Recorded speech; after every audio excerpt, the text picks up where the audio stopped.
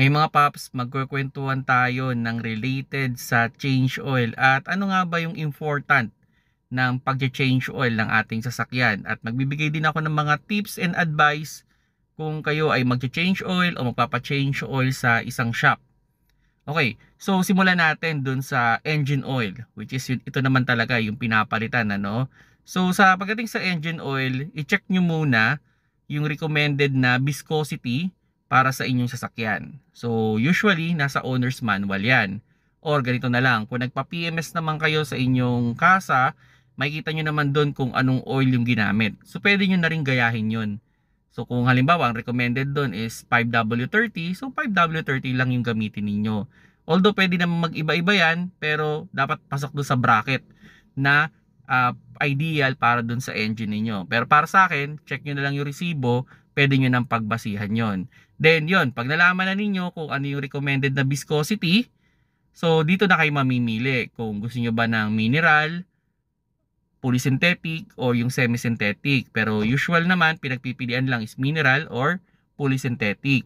So yung mineral, ideally yan, pinapalitan yan every 5,000 kilometers or 3 to 4 months. Although siya yung pinakamura. Then, yung polysynthetic naman, ideal yan every 10,000 kilometers or 6 to 8 months. Siya naman yung pinakamahal. Ang suggestion ko sa inyo, huwag niyong isasagad masyado yung kilometers. Kumbaga, kung sabihin natin yung mineral is good for 5,000 kilometers siya, yes, pwede. Pero mga 4 or 4-5 na kilometers, palitan nyo na rin. Kumbaga sa polysynthetic, mga 7 to 8,000, palitan nyo na. Para sa akin, ano, mas maging mahigpit kayo sa kilometers kaysa sa months. Okay? So, sabihin na natin, kung na-reach nyo na yung 5,000 kilometers, there's no question, palitan nyo na yan. Okay? So yun, pili na lang din kayo ng okay na brand para sa kotse ninyo. Ang ingatan nyo lang kasi maraming peking nabibili rin ngayon na mura pero hindi kasigurado yung quality. So ang suggestion ko sa inyo, bumili kayo sa mga trusted shop talaga. Okay, then yun, sa filter. So sa filter naman, bawat engine kasi may recommended talagang filter model yan. So talagang alamin ninyo kung ano yung pinaka-filter na ginagamit dyan. So, hindi kasi pwede mag-iba-iba yan. Siyempre, hindi yan papasok doon or pwedeng iba yung sizes noon. So, check nyo yung filter. So, kung mag-change oil kayo, dapat kasama yung pagpapalit ng filter. Okay? So, marami namang brand na okay dyan eh. Sa, ano, kung pwede nga, pwede rin kayong bumili sa kasa ng filter. Kung talagang gusto nyo ng okay na filter, pwede naman yon. Then yun, sa equipment. Yun pala, ito, isa pa. Yung kanyang, gasket. Kasi different car, different yung gasket din. Yung iba gumagamit ng copper, yung iba parang merong aluminum lang siya, yung iba naman parang goma. So better pinapalitan nyo rin yan pag nag-change oil kayo. So yan yung tatlong consumables pag kayo ay nag-change oil. So yung oil, yung filter, tsaka yung gasket. Now, okay. Sa equipment naman o yung mga kailangan ninyo kung kayo mismo yung gagawa, no, I suggest kumuha kayo ng torque wrench.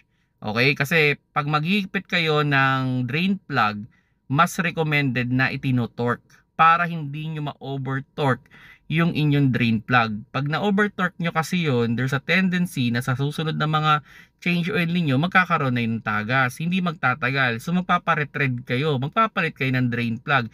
Hindi na magiging standard. Pero kung laging naka-torque kasi yung inyong drain plug, masigurado tayo na tama yung higpit, hindi rin over torque. Okay? So yun, isa yan sa mga dapat ninyong i-invest talaga. At ito gumamit kayo ng socket wrench. Huwag kayong gagamit ng mga ibang wrench. Kasi ang problema doon, pwedeng makabilog yan nung bolt.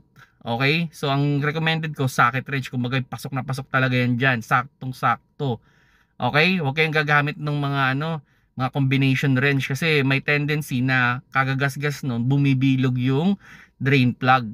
So mas okay gumamit kayo socket wrench. At yun, i-combine nyo na rin doon sa torque wrench. Okay?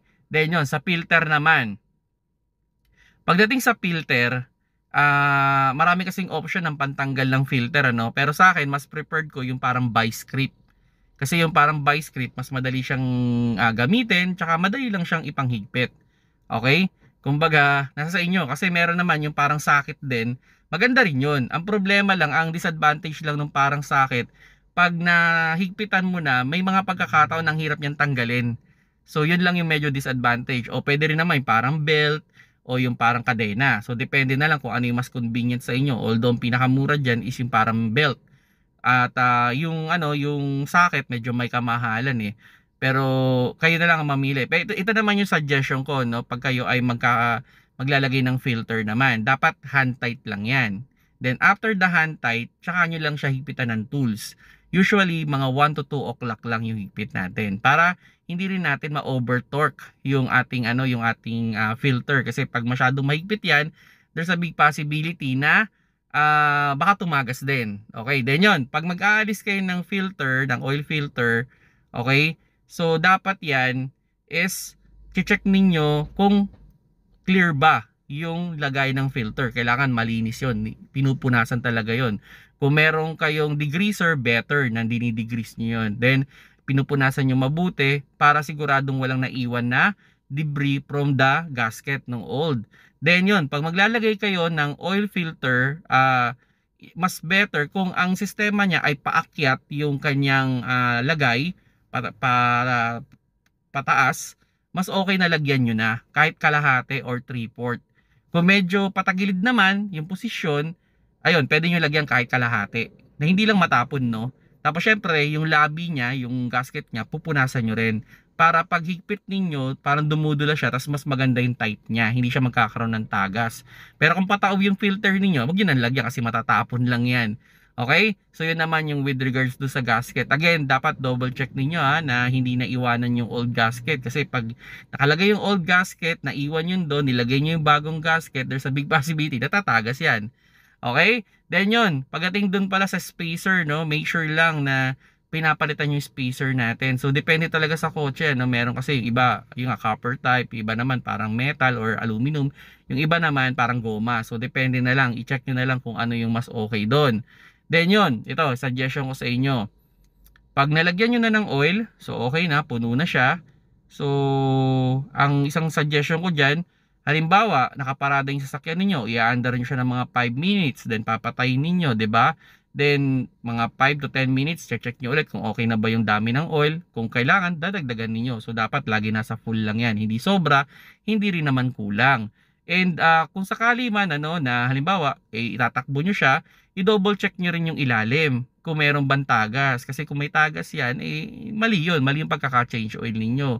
And halimbawa, ngayon, okay siya, wala naman tagas, kinabukasan, i-double check yung ilalim ulit. Or halimbawa, pag atras nyo lang naman or pag abante ninyo, check nyo lang yung pinag-alisan ng sasakyan ninyo. Kung may any drip ng oil, mag-double check kayo. Okay? So, yun lang naman yung regards sa pag-change oil, Again, importante to, sa mga nagka-car owner. Maganda mag-invest din kayo ng gamit kung kayo mismo yung gagamit, yung gagawa, okay? And yun, sa drain plug, use a torque wrench. Highly recommended gumamit kayo ng torque wrench, mga paps, kasi para siguradong magtatagal talaga yung inyong drain plug, hindi kayo magpaparetread. Tapos socket wrench yung gagamitin niyo para hindi mabilog yung socket niya, kasi paulit-ulit lang gagawin yun. Then doon, pagdating sa filter naman, hand tight, then 1 to 2 o'clock na higpit ng tools para siguradong maganda yung pagkakahigpit ninyo. Then palitan nyo lagi yung inyong washer para siguradong wala kayong magiging problema sa inyong sasakyan. So yun, mineral, fully synthetic, mamili na lang kayo kung ano yung mas preferred ninyo. Basta pasok sa viscosity, walang problema yan. Kung nagustuhan nyo yung video, pakilike na lang, mga paps.